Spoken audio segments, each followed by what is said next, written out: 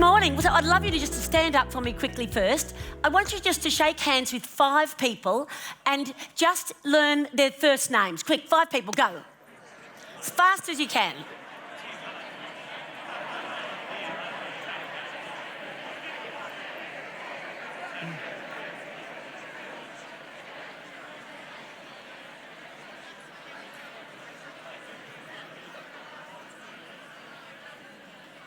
All right, now give me a wave if you've met 5. Give me a wave.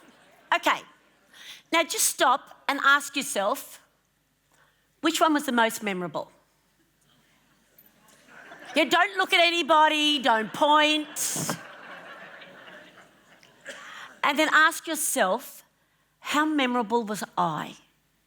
Because, I'm just thinking after listening to Darren Hill, whom I absolutely love listening to, that I'm going to do something completely different and just keep building with what Darren started, because he talked about moments.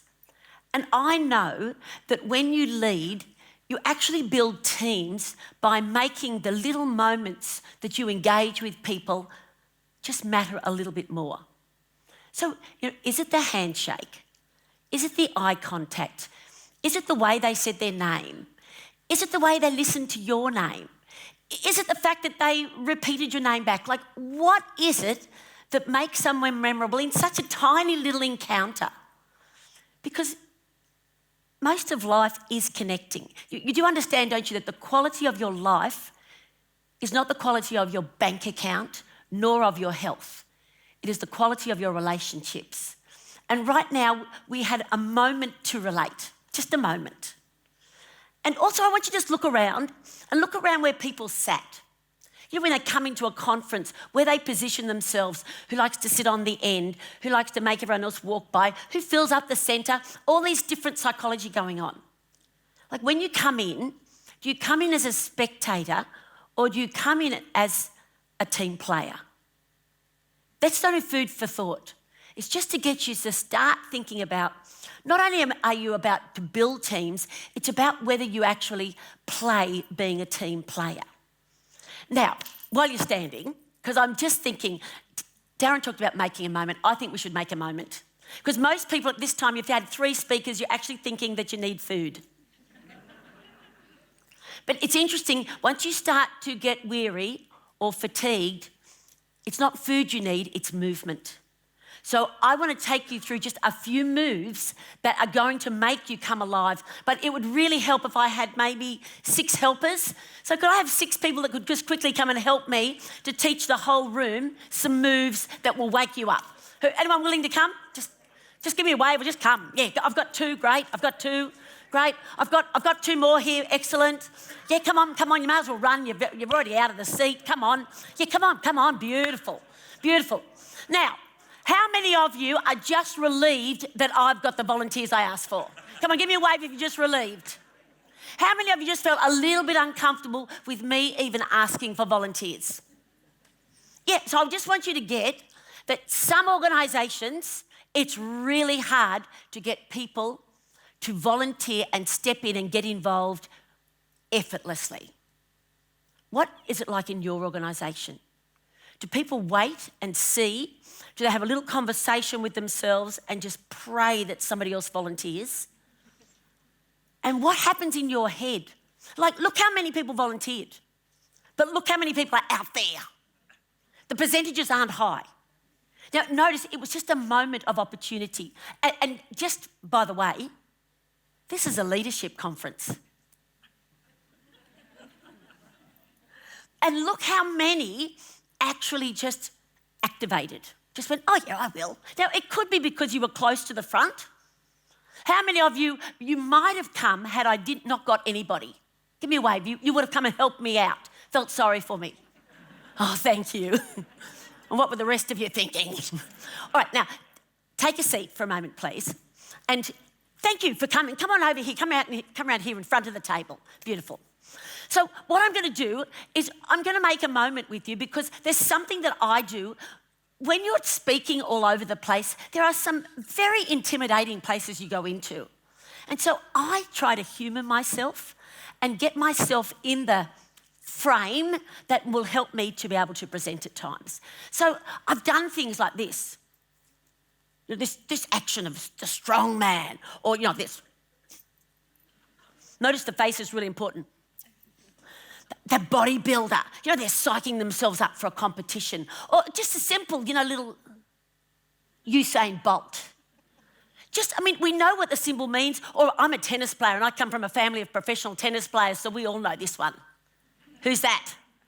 Yeah, Leighton Hewitt with his come on. But, going way back to super characters, if you could fly, who are you? Superman, or now you could be a lot of them, couldn't you? But Superman or Wonder Woman, all she needed to do was put her hands on her hips. It's fascinating. Or just the boxer. Just that little movement. It's amazing how that little movement with a bit of, let the whole body shake, just gets you going. So we're going to do these little movements together, all right? We're just going to run ourselves through them and you're going to learn them. So you just practiced using your memory for 5 names. Did anyone remember the 5 names? Quickly, just say to yourself now, what are the 5 names? Quickly run your head through them. Give me a wave if you've got 4 or 5. Fantastic, and some of you have got room for improvement. And can I just say that I don't care all the great philosophy in the world. If you want to connect with people, remember who they are. Remember the name that they like to be called by.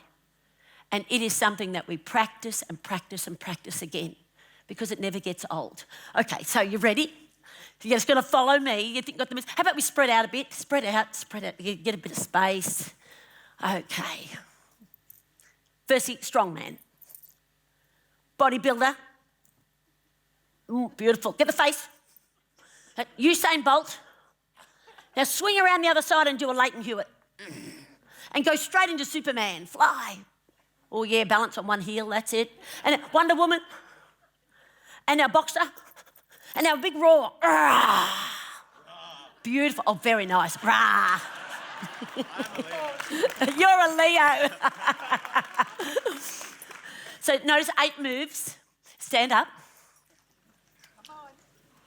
You need to do the mirror image, so you need to go the same direction as up, otherwise you're going to smack people in the head.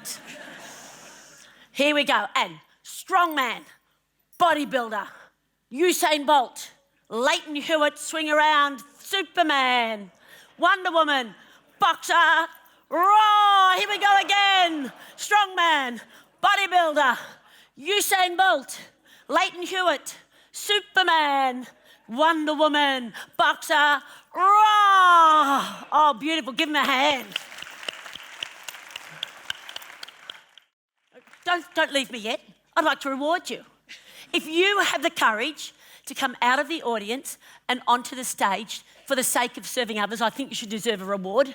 Now, look, I write books for busy people.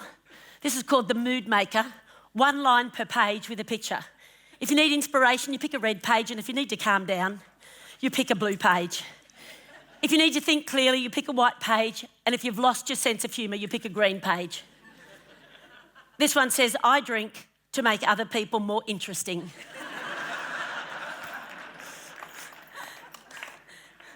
Yemeni said that we needed more humour. So would you like one of those? Would you like one of those? Yeah, oh, good. Just a little reward. Oh, and the sequel is called The Life Lifter. So you can have a mood maker or a life lifter, and there's even one for the blokes. Love it. What is it? Called Keeping Couples Cooking, Nothing to Do with the Kitchen.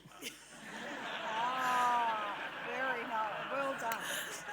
Seriously, I just hate to miss an opportunity to give a man a book on relationships. Oh, which one would you like? No, which one do you recommend? This one? I highly recommend it. What would you like? You're welcome. You're welcome. Oh, that's popular. We better give everybody a choice. Yeah. Oh, you're welcome. Just go with the yellow one. Okay. Well, you're welcome. Give them a hand, please, as they go. Thanks for coming. Thanks. Now, for those of you who you thought movement was a good idea, but you actually did really need chocolate, if you're thinking that chocolate was what you really needed to get on this break, you may come and get one now. Come on. Who needs chocolate? Just come and get it. Try it. There's no point. Otherwise, you will have envy of my basket for the whole session. That's it. Oh, yeah. Don't me. That's it. Yeah, and take some for your friends. That's right, be generous. Take some for your friends. Now, just a point. Notice how easy it is to get people out of their chairs.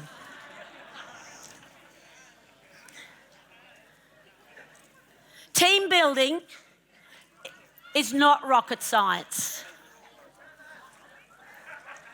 Oh, yeah, look. Oh, yeah, wait a minute. He didn't get any. Blessed is he who comes last.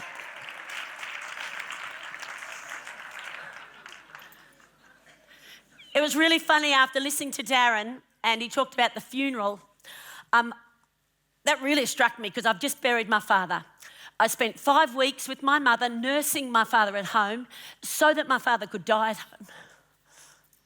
Hold it together. And I looked out at that funeral and I looked at who came.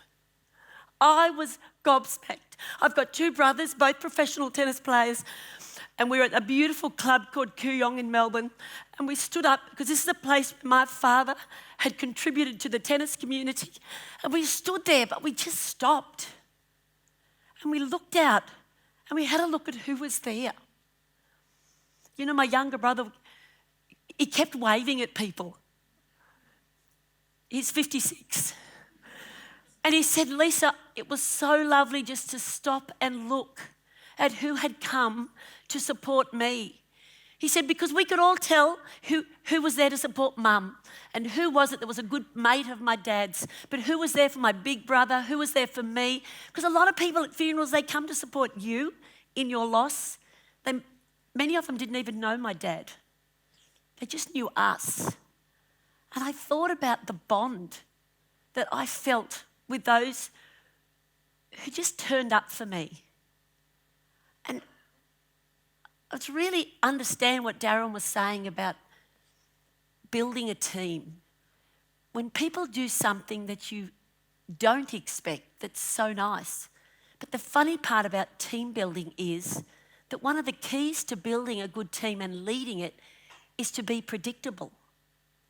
Like that you're not a surprise package. You don't blow off the drop of a hat. You don't just suddenly rant and rave about something. You're actually a person that people know is consistent and that you consistently encourage or you consistently build up or you consistently acknowledge people. I mean, you're known for what you do that actually builds people. What is it that you do that builds the people in your world? And maybe don't even start in the workplace. Start where it's much harder, your family. You know, they say that friends are the family you choose for yourself. So you can have whatever type of family you want in the long run, the extended. But your family can be a mishmash of all types of interesting people. But as a lifelong commitment, what do you do to just keep building connection? To not just let the connections die, but to actually build those people. I was thinking about my dad and how all 6 grandchildren wanted to speak at the funeral. As terrified as they were with a big crowd, they all felt that their grandfather had influenced them so greatly that they at least had to stand up and bring something forward. And why did they think that? Because my 85-year-old mother started the funeral. She was the first speaker. I don't know that I've ever been to a funeral in a long time where I've seen the spouse get up. And there was my mother, and she said, I know him best, so I need to start. And so the grandchildren got their courage up and everybody brought something. The very last grandchild, because as you can imagine, they were all taught tennis. He said one of the keys that I learnt from my grandfather was that you should always win the warm-up. And you know, my brothers and I looked at each other and said, wow, he didn't tell us that.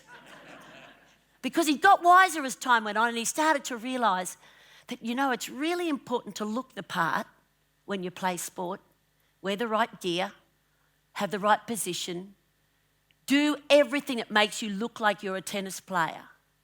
At least let the opposition think they've got some challenge on their hands. But he said it's amazing how a lot of people, when they're warming up, they just hit the ball anywhere. But my father said it's really important to start focusing the miniature on the court, that you actually start to play as if you've already begun. You watch the ball as if you've already begun. You start to hit to the position, to the backhand or the forehand, to where you would plan to hit. And I was thinking about, that's just such a key to building teams, that you have a plan, that you talk about it with the people that you work with, that nobody's in the dark about the plan. Everybody knows. It's like my father, he'd be at the net and he'd walk back in the middle of the point, hold, walk back and say, put your first serve to the backhand and then I'll run across and hit it away. A lot of us were just really happy if we got the ball in, anywhere in the box. But my father, no matter what standard you were, was always giving you a strategy. He let you in on the high level of thinking, even if you weren't ready in the skills. Most of us forget how important it is to make sure the communication goes far and wide. And if there's a big picture and a big vision, that everybody hears it espoused from your mouth in such a way as that it can be repeated easily. So that's another thing, isn't it? Can you say something in such a way that others remember it, and even though they say it in their own words, it carries on? How clear is your vision? My parents, my dad came from a gang out of Sydney, and my mum was a sweet kid from the country, and they just said, because of their dysfunctional backgrounds, that their vision was to have one of the happiest families in the community. And everything they did throughout their life was to actually not build the look of happiness, but to actually build the rituals of happiness day to day.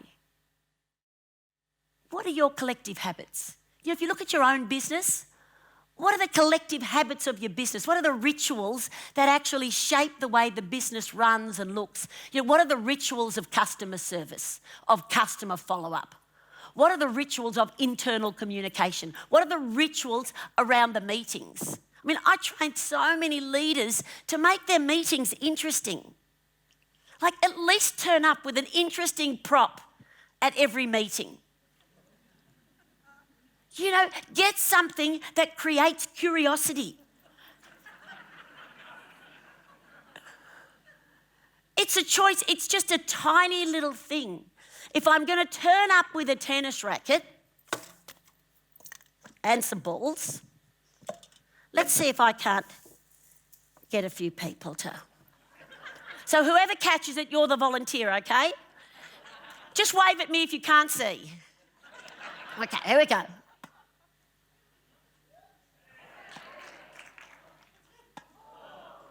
Oh, no one there. Well, right at the back, here we go. You ready? Pass the sound booth. Oh, Fiona, that's for you. You see that sometimes just turning up with something is a curiosity factor. Like, what is it? This could be just a fact of, if you've actually got a ball in your hand and you come down the front, I'm going to exchange the ball for chocolate. Now, you have the choice. You can have the 90% healthy chocolate that I think's inedible. Very healthy, though. You can have the 70% chocolate that's got flavour, still healthy, or you can have the raspberry intense. It's my favourite. Just delicious chocolate. So, yeah, anyone that's got a ball, you get to choose. Yeah, I'll take the ball, you get the chocolate. Beautiful. Who thinks this is a good deal? You think it's a good deal? Brilliant. Pick whatever you like there. Most people want the hat, but you can't have it. It's a collector's item. But think about your meetings. Do you turn up with some little interesting food sometimes? A prop, something to make a message. Even this, I think, is awesome. If you're going to recognise people, why not really recognise them? I didn't grow up with these. But I just think that sometimes when you're going to give someone a handshake and a gift, why not make a little kerfuffle about it and actually just Do something that makes the moment memorable. Because teams are making memories all the time. They're making memories sometimes around really hard things. Because, that's the other thing about leading teams, it's actually getting people to do hard things. So an example in my family was that my father would have each of us out on the road at the front of the house for 5 minutes. And we had to volley back and forth to my dad. So I don't know, if you're a good player, that's quite easy. And if you're a terrible player, it's almost impossible. But my dad would say, I don't care if we practice for 1 minute, but 1 minute full effort and you're going to get better. Because he says, you'll do hard things by doing a little bit over a long period. And I was the least talented in the family. So after playing with me, I didn't hit many balls for a long time. So all we did really was pick up the balls. And as we picked up the balls, my dad would say to me, one day you're going to be a really good tennis player. And he says, I really like playing tennis with you. Now, my dad was world class, but he still put time into his unnaturally talented child because he was always seeing the big picture, the vision. And look, I play A grade today. Who cares if it takes 50 years? What we do know is that the skills, doing the hard things. So where in your world right now do you need to put a bit of pressure on yourself to do hard things? Because, of course, we avoid hard things. We naturally go to the things that we do well. We like to do things and come out going, da-da, look at me, I can do it. Well, my husband and I, at our age, realised we need to do more weight-bearing exercise. We need to get stronger. And the hardest thing about doing hard things is making a time in the day when you're going to do it. So we decided, all right, because of our travelling and moving around so much, that push-ups would be a good idea. So what we did this morning and what we do every morning is we rolled out of bed, got on the floor, looked at each other, looked at the carpet. What I usually think first is, this carpet needs vacuuming. And then we get there and we go, all right, just two. Just two. Because you know what? We know we can do two, so we go, just two. All right, all right. Then we look at each other, come on, two more. And Colin might go, come on, let's go for 10. Go, come on, come on, come on, come on, come on. I'm like, 10? You said 2. Let's just do 2. And so that's the way we've been moving from 2 to 22 to 32 to 42. Because every morning, no matter how tired we are, we just say, just do 2. How many of you need to do 2 push-ups with me in the morning? Give me a wave. Okay, come on, give me a big wave. And put your hand up in the air as if you're identifying yourself as, that's me, I'm going to do 2 tomorrow. So I want you to join us. You think Lisa's going to be on the carpet, I'm going to be on the carpet too. And we're just going to do 2. Because hard things is incremental. How do we figure out to do hard things? We make moments. We learn names. We make the communication work. We find props. We make it interesting. We reward people. We make it easy for people to get involved. And we make sure when they do get involved that they feel acknowledged, valued, never minimised, never made small. One of the great things about leaders is that they build people's sense of who they are. They build people's belief to believe one day they can be great at what they do, even if they're showing no talent at present. And you know what? If you think education is expensive with your team, just try ignorance. No. We've got to constantly be coaching one another to raise the standard. Can I get you all to stand up for me quickly, please? I want you to just bend your knees to 45 degrees. Yeah, now, don't stick your bottom out. Back straight. Now just put some pressure here on your quadriceps. This is the muscle that we use when you're doing squats. You know, just bounce a little bit. That's it, beautiful. Now I have a company that does 3 o'clock squats. Every day at 3 o'clock, they all get up and do their squats.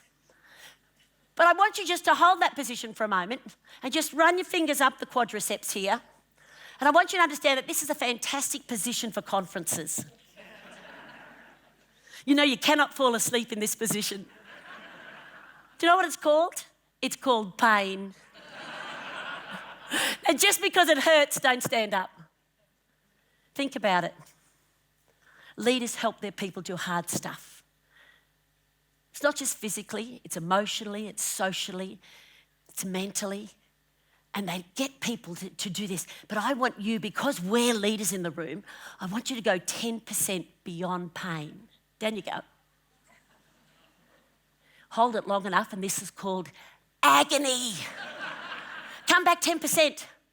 Isn't pain easy after agony? Oh, he's not convinced. Down again. Now, you can't live with this long term, so come back up 10%, and now you realise this is what we used to complain about. Shake your legs out. Big shake, come on. Let the shaking go right through your body. Some of you do need to go dancing. Because sometimes you've got to learn to shake off the limitations. Come on, everybody. When I come out of some meetings, I do this.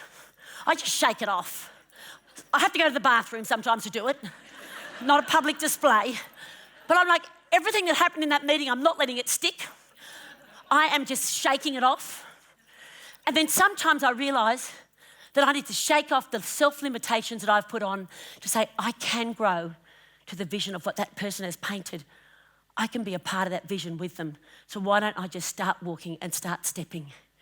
I think there's never been a time to realise that we train in the pain zone and then we never have to live with agony, because no train, no gain. Thanks very much.